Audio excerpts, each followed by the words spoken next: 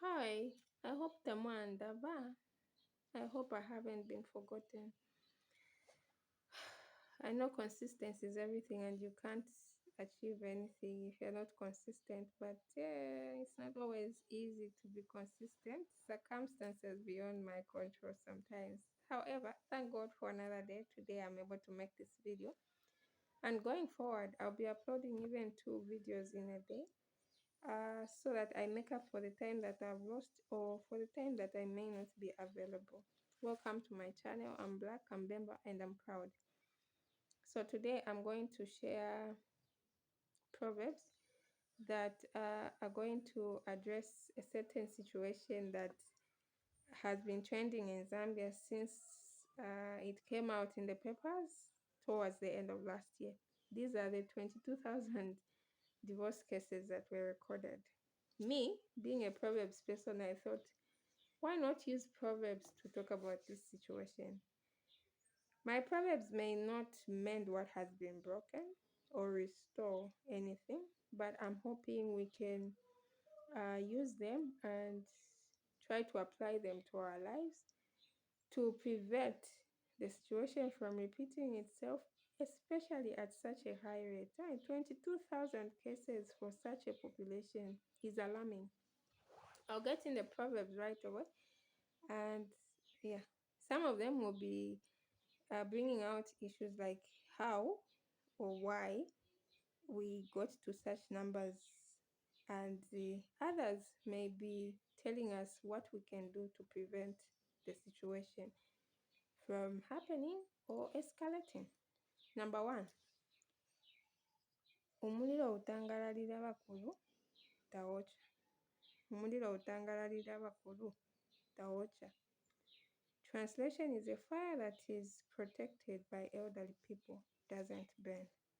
A fire that is surrounded and protected by elderly people doesn't burn. I'll start by giving an example. Me, as a mother to a small child, a baby, I know that uh, fire burns, a stove burns, a candle burns. My baby may not know and they may crawl to that fireplace. So, as a parent, I will put my baby in a certain space. I will allow my baby play in a certain space and not go where the fire is because I don't want them to get burnt. So, um, the interpretation is what is protected by elderly people will not hurt you. It will not hurt others. It will not bring harm to you or another person. Whatever is protected by elderly people won't bring harm to you or another person. Okay? In relation to the marriages and the divorce cases, elders, I want to believe, are always there at some point preparing us as we get into these marriages. So they'll give us these principles to help us have peaceful and sustainable, happy marriages. But now we are living in times where we want to do away with tradition. Okay, the divorce cases didn't just happen; they happened as a result of a lot of reasons. But I want to believe some of the reasons border on the fact that we have forsaken tradition. We've forsaken the cultural values that helped marriages of yesteryears to survive. For instance, if elders tell you not to go with a 50-50 mindset as a woman in this marriage, and you say, well, I earn, I have a salary, I have a career, I went to school, so I'm as human as my husband. If I'm tired from work, I can't cook, he should get up and cook.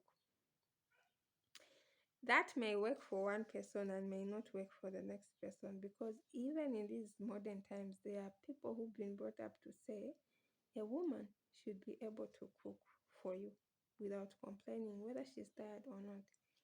Thank God there are families who say a woman is human like you. So where you can help, just go on and help her. But what you don't know is you are going to bring the 50-50 attitude, not knowing fully your partner. your partner's stance on certain issues. So if you're married to a person who believes you should cook and not complain, even if you work, that is going to be a source of conflict in your home. So 50-50 attitude may not work well. It doesn't mean a man should subdue a woman, but it tells us each one should know our place. As a woman, know your place in the marriage. The man also should know his place. Even the men, don't sit and let the woman be provided because she earns. That too is going to bring problems in your home. Okay? Identify your roles and play them as you are supposed to. So, umulilo oyo abakulu balekingiriza. They are giving us principles to survive, not just in marriages, but I'm applying this in relation to the divorce cases. So, whatever the elderly people are telling you, true, there are some teachings that need to be revised or even done away with because most of them, in fact, favor the man more than the woman. They need to be done away with or edited to balance, but don't do away with all the traditional teachings.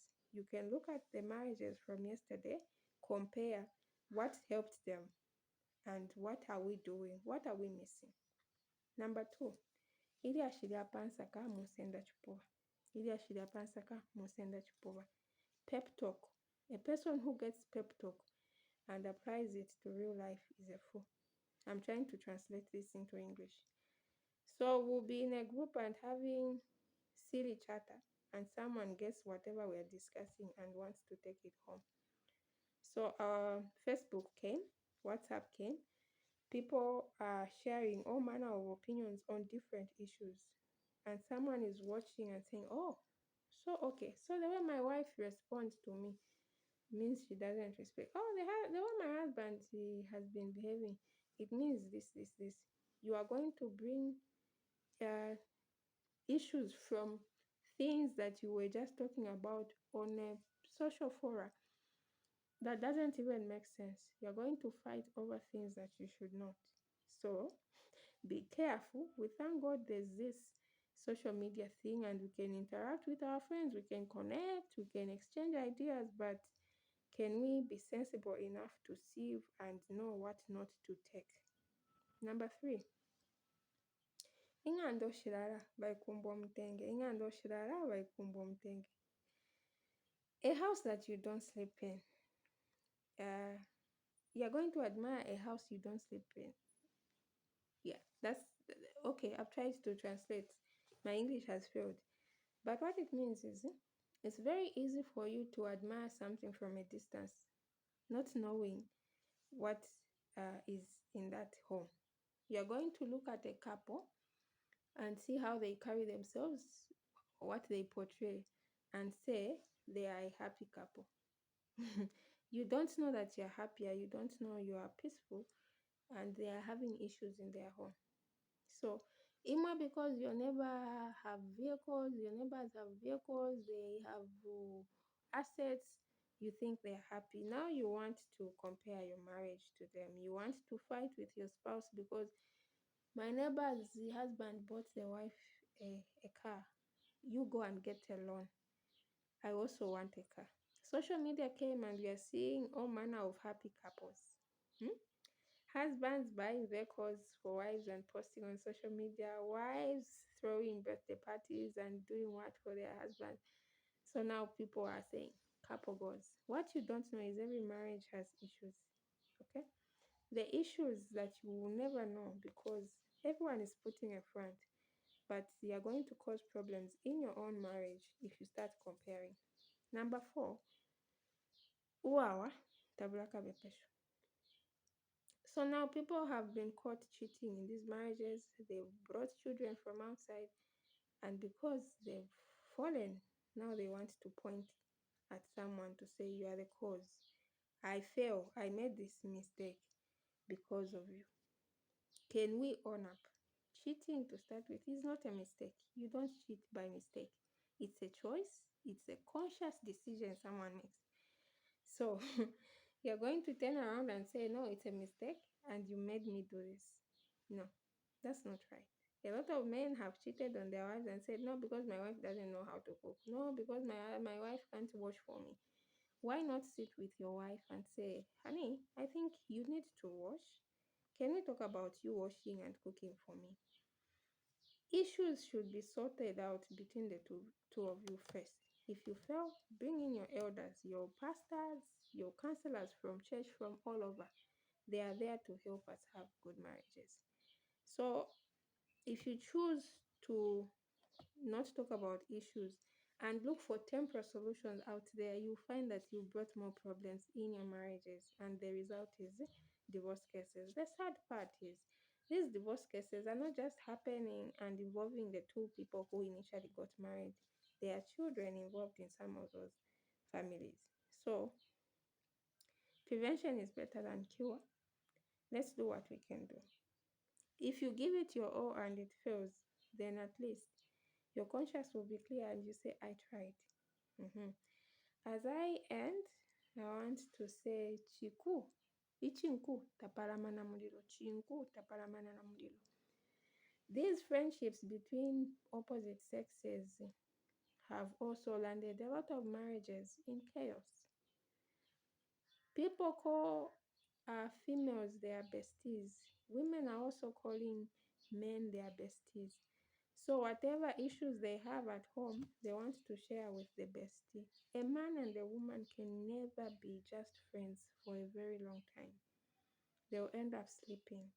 The moment you bring in a third person in your marriage, you have already created a crack, and it will be very easy to break. So I'm not saying men and women should not be colleagues, but have boundaries. The moment you want to start opening up to this person, keep yourself in check. Some people are so stubborn. They say, no, why are you insecure? We are just friends. Even the Bible says, flee when you think you're strong, lest you fall. Not everyone who cheated started out cheating. Some of them actually thought they were just friends and nothing could happen. But before they knew it, they were finding comfort in each other, and it cost them their marriages. Please like, share, subscribe. I'll be back. Please stay with me. I'm begging. Don't lose me no matter how long I take. Bye bye.